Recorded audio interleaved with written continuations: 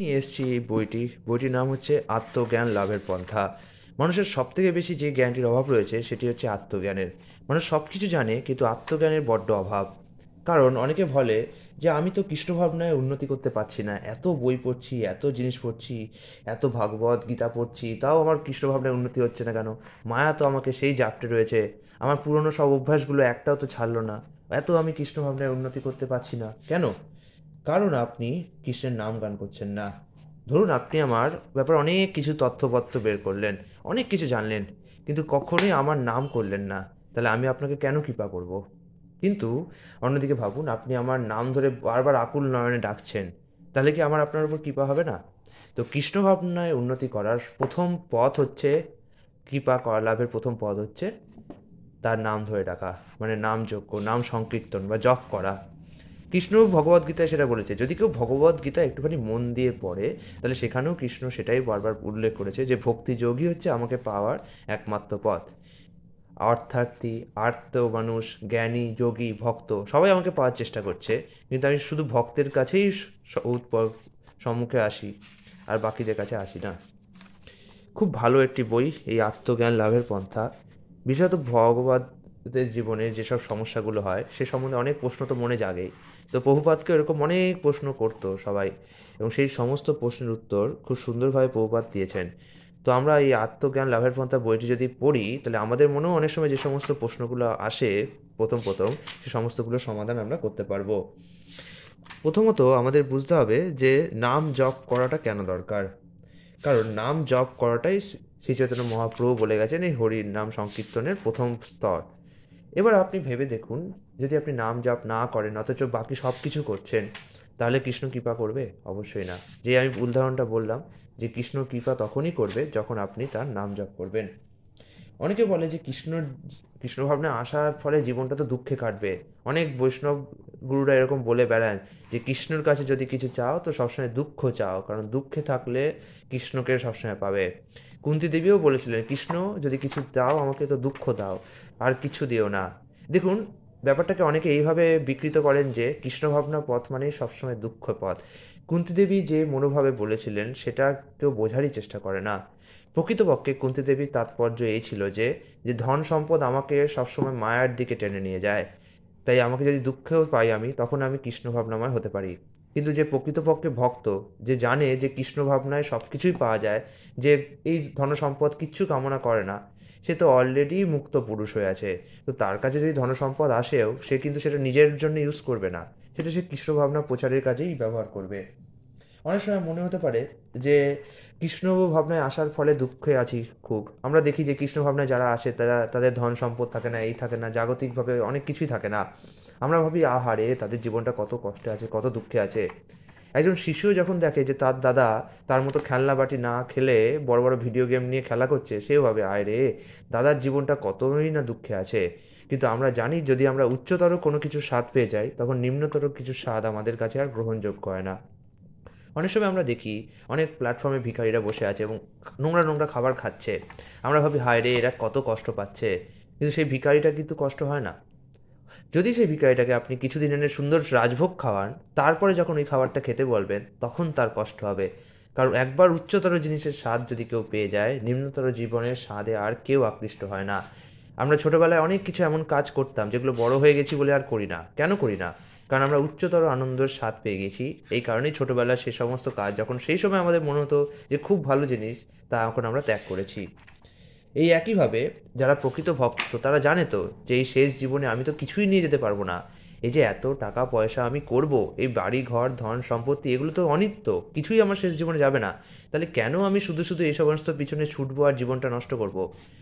আপনারা ভাবেন যে হায় রে, আমাদের কোটিপতি হওয়ার স্বপ্ন তো এখানেই শেষ হয়ে গেল।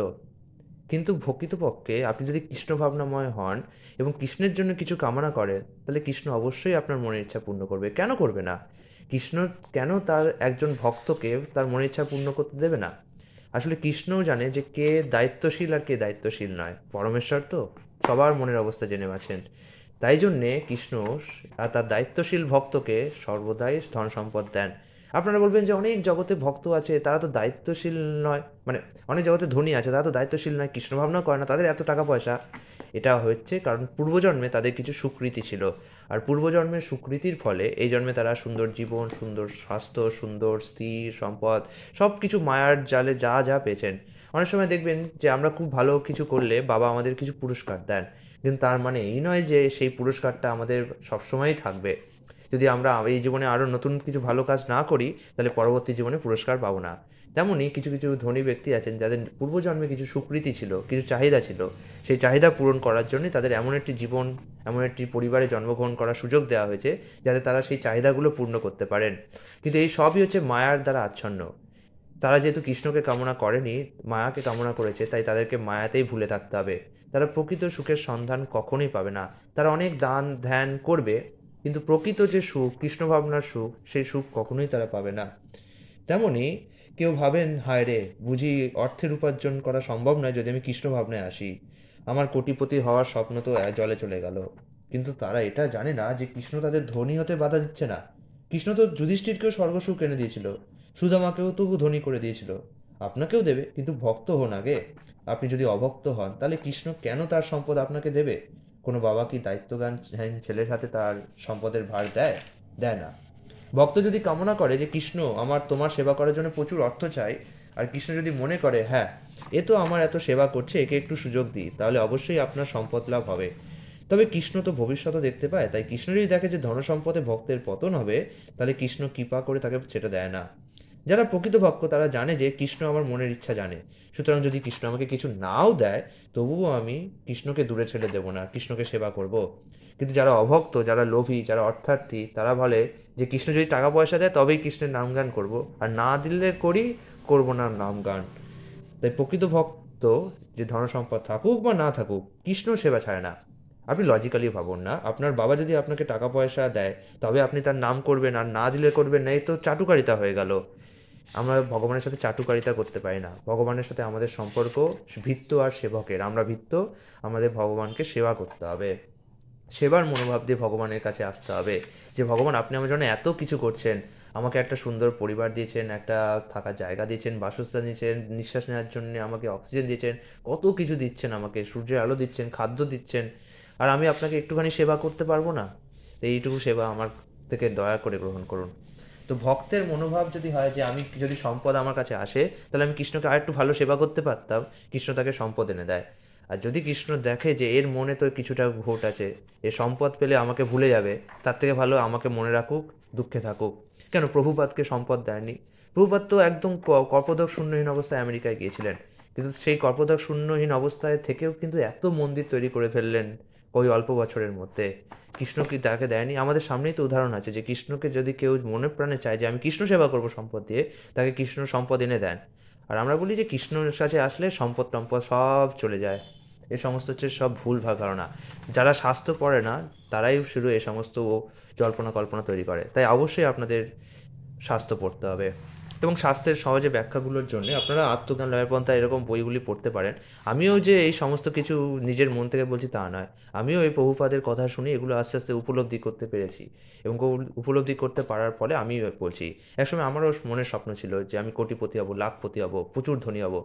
কিন্তু তখন আমি ভেবে পেতাম না যে কেন আমি ধনী হব, কি করব আমি ধন সম্পত্তি। এই যে এত বড় বড় লোকরা সব টাকা পয়সা রেখে মারা যায়, সমস্ত তার টাকা পয়সা তার সন্তানরা ভোগ করে বা উদ্বৃত্ত করে দেয় বা নষ্ট করে দেয়, তারা তো কিছুই নিয়ে যেতে পারে না। কিন্তু তবুও তারা এত কষ্ট করে, এত পরিশ্রম করে, এত দুশ্চিন্তা করে টাকা পয়সা জমায়।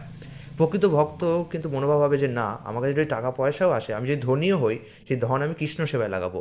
আমি তো ঠিক করে গেছি, আমি যদি কোনো কারণে ধনী হতে পারি বা বিখ্যাত হতে পারি, আমি আমার সমস্ত বিখ্যাতি, সমস্ত ধন কৃষ্ণ সেবায় লাগিয়ে দিয়ে যাব। যাই হোক, অবশ্যই আপনারা এই বইটা পড়ুন, এই বইটা কিনুন। পারমার্থিক জীবনে যদি বইগুলোতে ইনভেস্ট না করেন, তাহলে আপনাদের জীবনের আপনারা কখনোই মায়া থেকে মুক্তি লাভ করবেন না। আর সবথেকে গুরুত্বপূর্ণ হচ্ছে নাম জপ করা। ভগবানের নাম ধরে যদি না ডাকেন, তিনি আপনাকে কৃপা কেন করবেন?